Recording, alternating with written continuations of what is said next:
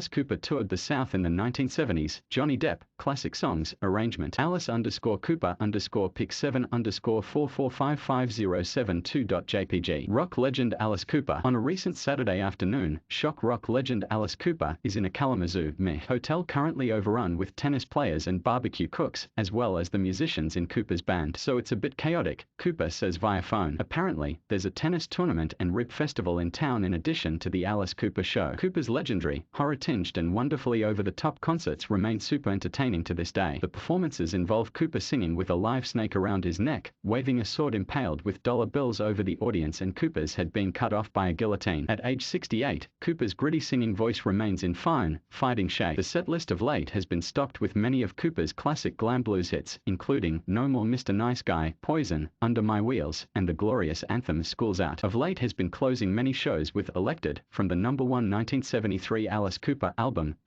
Billion Babies. In the midst of the cartoonish 2016 presidential election, the decades-old rock song sounds new all over again. You know, it's one of those songs that every 4 years, depending who is running it, takes on a new thing, Cooper says. This is the one election I think where nobody is voting for somebody. They are voting against somebody, but is a satire on American politics. And at the same time, I just hate politics. I hate it with a passion. I'd rather go to the dentist than talk about politics. Cooper says the late, great John Lennon was particularly fond of Elected. Yeah, John Lennon used to come over to the office when we first recorded it. He came over 3 days in a row to listen to it, and finally he walked by me in the office and he goes, "Great record."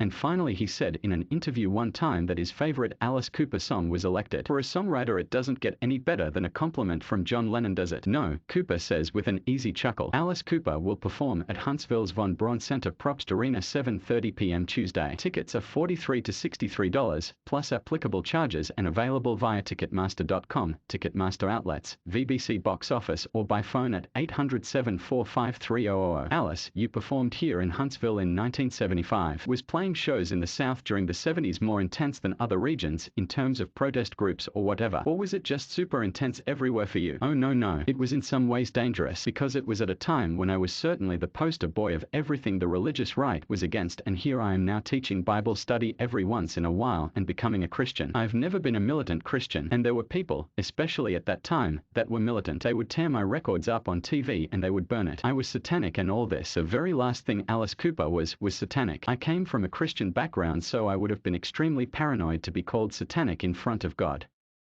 So we were not satanic, but at the same time we were indescribable, so it was very easy for people to look at it and say satanic. That was the easiest thing for them to say, without really understanding the Alice Cooper thing was much more about a black humor vaudeville. Alice Cooper, circa 1975. I saw you live in concert last year for the first time, and your stage show is completely mind-blowing. You've been doing this for years, but is there a part of the show that demands more pre-tour rehearsal than others, whether it's the guillotine or handling the snake or the Feed My Frankenstein part? You know what it is all timing. It gets to the point where you do the show 5 nights a week, you really get into a rhythm of it, and you know what's happening next, you know where to do what cues. I was out with Hollywood Vampires for about a month, all through Europe and the United States, so I'll be going on tonight with no rehearsal, but I'm pretty sure my muscle memory will remember what's going on with the show, even though the show is much more complicated than the Vampires show. But once I get on stage, I think I will remember everything that's supposed to happen. Hopefully. Nita Strauss, a great player and performer, is one of the guitarists in your band. She follows Orianthi, another great player and performer. Do you take pride in having a talented female guitar player in the band, in terms of possibly inspiring young female fans like, hey, you can do this too? I try not to look at it as male or female. I try to look at it as if I were blind and I heard these people playing, who would I pick? Without knowing if they were male or female, I would have picked both of these girls. Orianthi is one of the finest blues rock guitar players around. I mean, she can play with Clapton, whereas Nita is much more of a shredder, and she's more of a show, which this show needed. We actually needed that kind of thing in this show. When we had Orianthi, she was exactly what we needed for that show. And for this show, once we knew we were going to be doing all the Motley Crue dates, I said, I've got 2 great rock and roll guitar players. I need a shredder.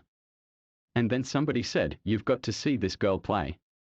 At that point I was not worried about it being a girl or a boy, but I heard her play and I went, that's exactly what I'm looking for. Nita's solo showpiece before Poison is awesome, and the audience gets it. That's what I like. The audience gets the fact that she's not just up there as eye candy. When she starts playing, it's a shock how good she is. I like the idea when they first see her they figure, oh well, she's a rhythm guitar player, but when they see her do all the solos, I think that's just one more added shock we get to give the audience. In addition to your music and touring, your endeavors include the Nights with Alice Cooper syndicated radio show. What's a song you first heard on the radio growing up that changed your life? There were a few. I can give you probably 5. The first one was I Get Around by the Beach Boys. I went, oh.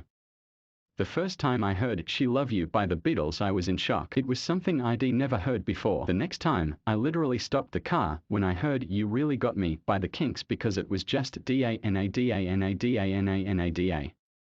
It had such attitude. My Generation by The Who was another one that just made me stop in my tracks. You know, when you hear songs that change everything, that's what's pretty amazing. The Yardbirds happenings 10 years time ago. There's still not a record out today that's as raucous and as experimental as that record. Is It My Body is one of my favorite classic Alice Cooper songs. But I always wondered, why didn't you use a question mark at the end of title? Who are you and where have all the good times gone? Don't use question marks either. You know what? That's pretty intricate, because I didn't even realize there was no question mark after that. That's amazing. I didn't really think about that. If it was It Is My Body, then it wouldn't need a question mark, but it is a question. Is it my body? You know, when we did that song, it was us delving deep into our Rolling Stones background. We really wanted that song to be a really Stonesy type of song. The last time we did that was It'll Bite Your Face Off, which was a total Rolling Stones sound. Teenage Lament 74 is another of my favorite Alice Cooper tracks. It almost sounds like your version of Muscle Shoals style soul rock. Did the music people like Aretha Franklin and Dwayne Allman made in Muscle Shoals, which is just down the road from Huntsville, have a big impact on you? Only because of Motown. I'm from Detroit, and I think it gets into your system somehow. The funny thing was, all the hard rock bands and all the Motown bands in the late 60s were all best friends. Smokey Robinson and the Miracles would come down to the Eastone to see Alice Cooper and the Stooges play, and we would go to see them play at the Rooster Tail or wherever they were playing, so there was a real camaraderie between the soul bands and the rock bands in Detroit. But I think with Teenage Lament, I was really trying to tip my hat to the glam thing. It was much more sounding like a Martha Hoople, T-Rex kind of thing. References to Bowie, I cut my hair weird, I heard that it was in, I look like a rooster that's been drowned and raised again.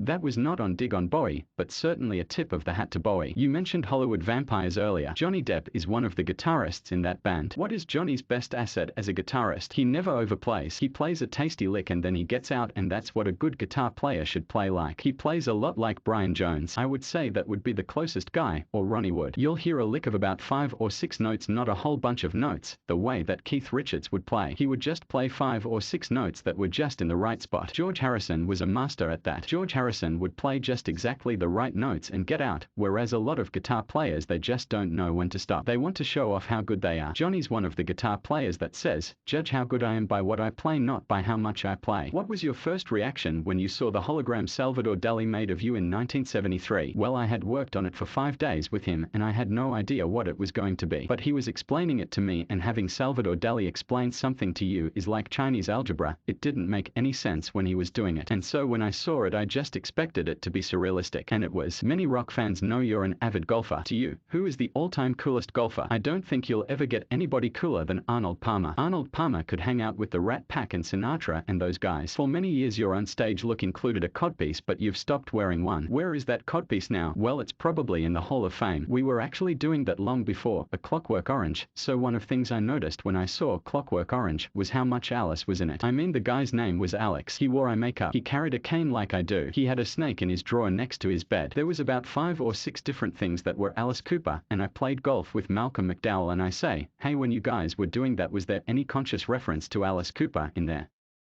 He says, yeah, there was. So the codpiece came before, way before Clockwork Orange. Alice Cooper